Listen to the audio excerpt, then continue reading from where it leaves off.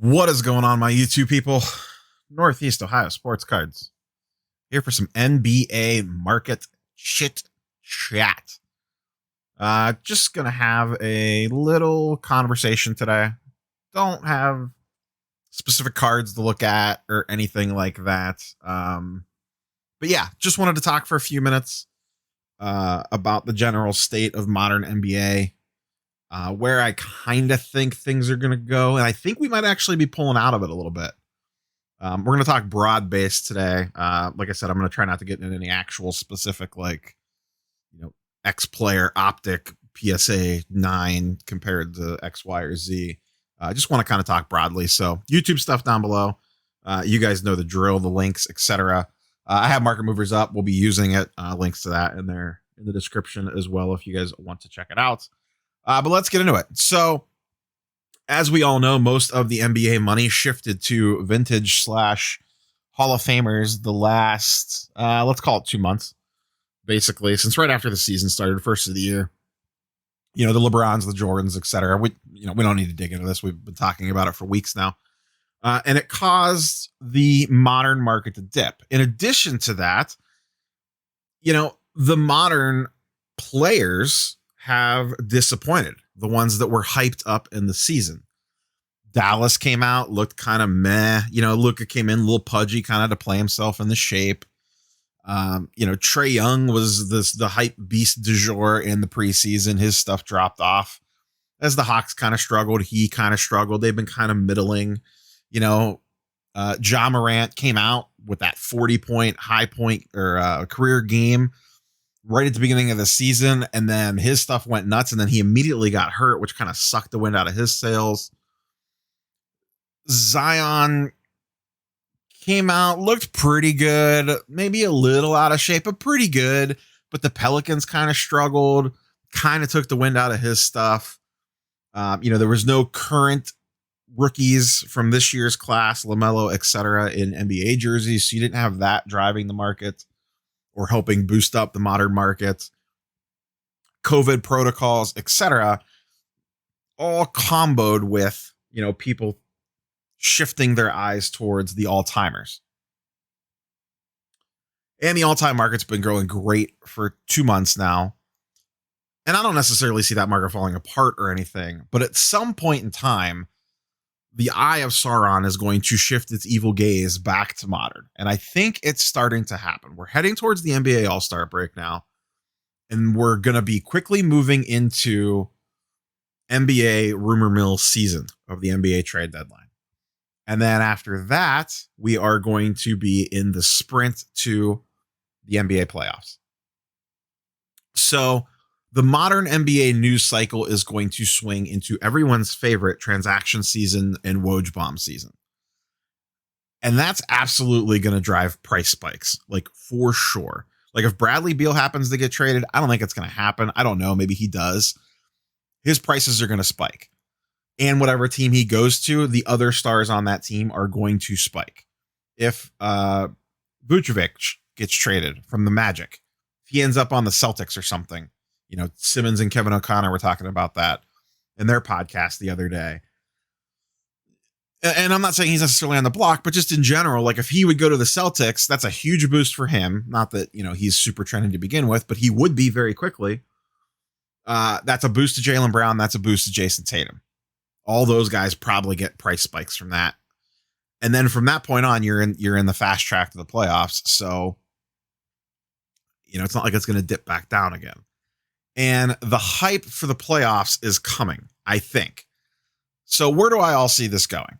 I don't think the vintage Hall of Fame market's going to fall apart, but I could see it leveling off soon. I could be wrong. I don't play in that world. That world is outside of my price range. You watch Sasha T videos and stuff, and they're slinging Kobe autos at 40, 50K and LeBron tops chromes. I move or flip, Ja Morant mosaic PSA 10s and stuff. It's a different ball game. They're playing in a completely different world on that high end stuff. So I don't know that market quite as well, but I have at some point in time, it's going to level off. It just can't go up forever. We saw it last summer with modern. Everyone thought it was going to go up forever, and then all of a sudden it didn't. And I don't think, like I said, I don't think it's going to crash like the modern market did, but I definitely think a plateau is coming to the Hall of Famers. That being said, I think we could see a shift in how people view modern. And when the money flows back over, my thought process is people are going to take what they learned from chasing the legends and the all-timers to this market, to the modern market. Part of what drove the legends market was that there's not a lot of these things. So that was really driving it, was the whole supply demand equation. All of a sudden, people wanted the low population count, all-time great players. Okay. So the pendulum swung that way. Now it's going to swing back to modern. At some point in time, it's going to, and I think it actually already has. We'll talk about that in a second.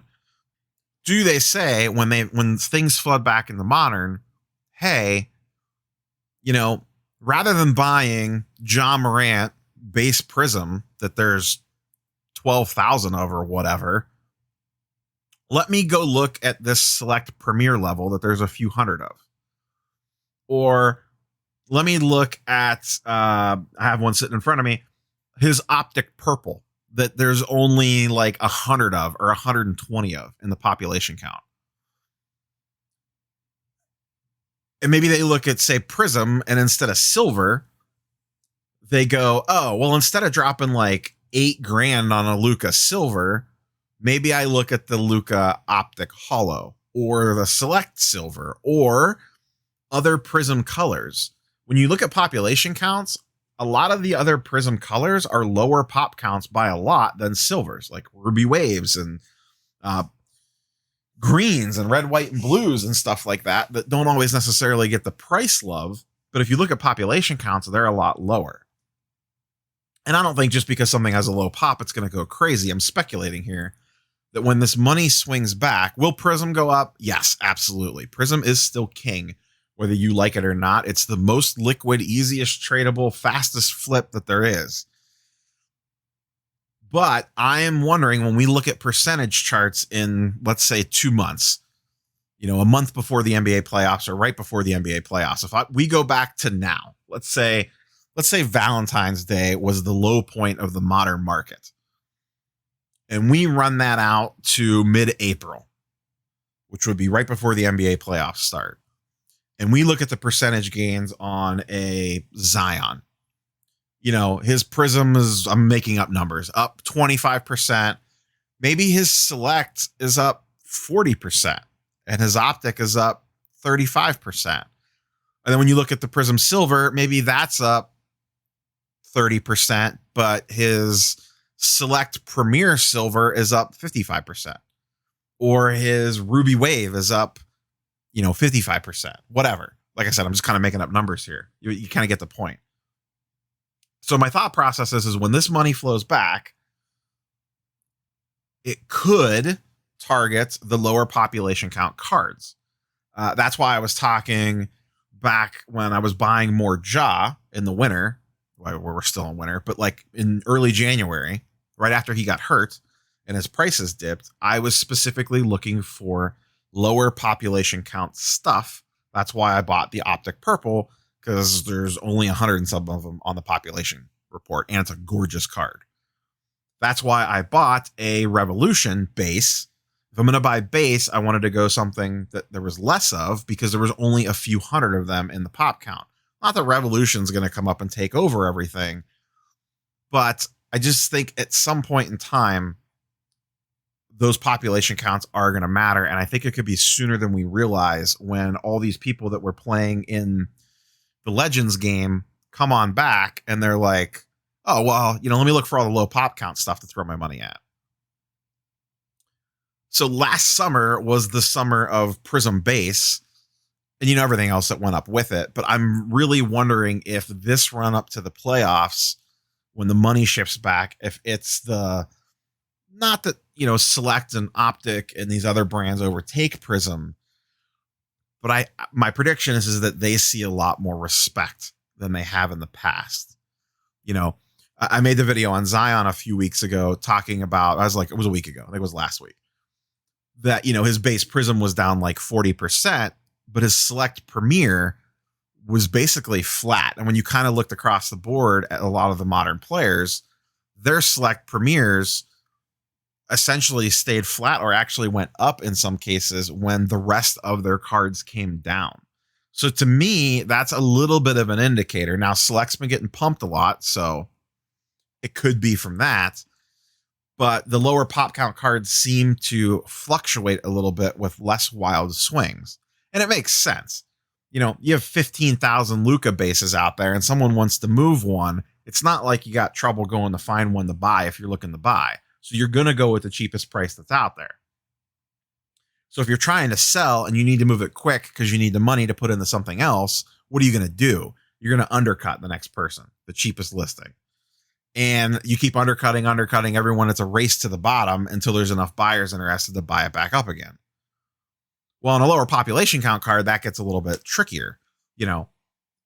Luka or Morant Optic Purples, and I'm going to keep using that as an example because that's the one that I specifically targeted a few months ago. Those don't come up all the time for auction or buy it now. You could usually find one out there, but people are a lot more firm on the prices for that because they know there's not a lot of them out there. So it causes these less swings, when the prices go wild. The base cards are always going to have high fluctuations like that. But like I said, my theory is that when money comes back into modern, that's the stuff they're going to target. Now, the last 7 days, so I ran this back 7 days, and I only went with 2012 and newer. I did not include older stuff than that because I didn't want to catch a bunch of, Kobe stuff going crazy because that market's still insane. But let's look at this is the last 7 days. We see for the first time in a long time, a lot of green on this chart, and a lot of it is Zion. Number one on the list, 145 sales in the last 7 days, up 6%. Luka's PSA 10 Prism is back up over $1,300. Just on Sunday when I was looking at this was a sub 1,200. It was like 1,175, I think it was. So just in the last few days, this card has begun to move. Anytime Luka's Zion stuff starts to go, to me, that is a leading indicator of the modern market as a whole, whether you like it or not. Those are the two main guys that kind of drive everything. Morant Prism is still down a couple percent. They haven't been playing that great, but Zion has been playing really good. And Luka looks like he's coming out of his shell. Zion's also been getting a lot of talk lately. Bill Simmons did a whole episode basically just on Zion.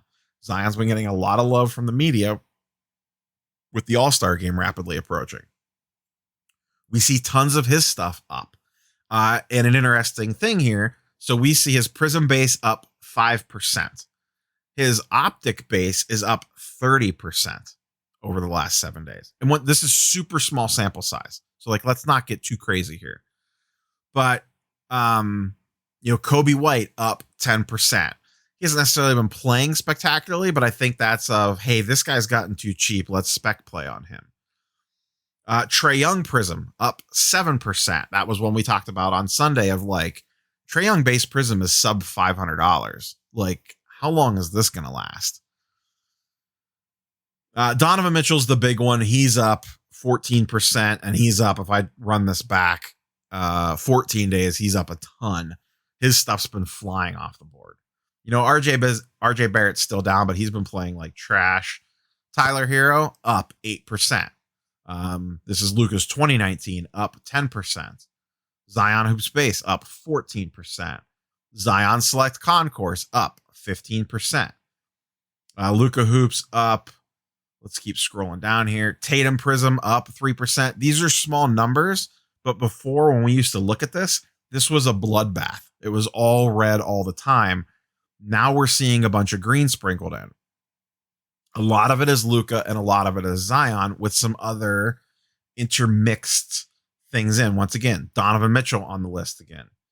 Sekou, $40 to $60 is a 60% swing because he's starting to get playing time now. Remember, we talked about him a while back. He made one of my lists. I forget which one. And I basically said, I think his PSA 10 Prism was like $45. I'm like, any young guy with a pulse at $40 on a PSA 10 Prism is worth buying because it doesn't take much to spike the market when you're that low. And we're seeing that start to play out now. Kevin Porter Jr. up a little bit based off some G League stuff. Lonzo Ball slightly up. Trae Young Optic up 23%, even though his Prism's only up 5%. Ben Simmons Prism up 30%. I think Ben Simmons is the next one to take a big leap. You're already seeing it here. He's been getting a lot of talk lately. Cam Reddish up. But you get the point. As we scroll through this list, just quickly scrolling up and down this list, look at how much more green is on this versus red. There's still some red, sure. But like I said before, on the weekly market updates that I've been doing every single week since the first of the year, NBA Modern has basically been red every single week. Now, all of a sudden, we're seeing green. And I don't think it's a coincidence. Like I said, we're heading to the All-Star break.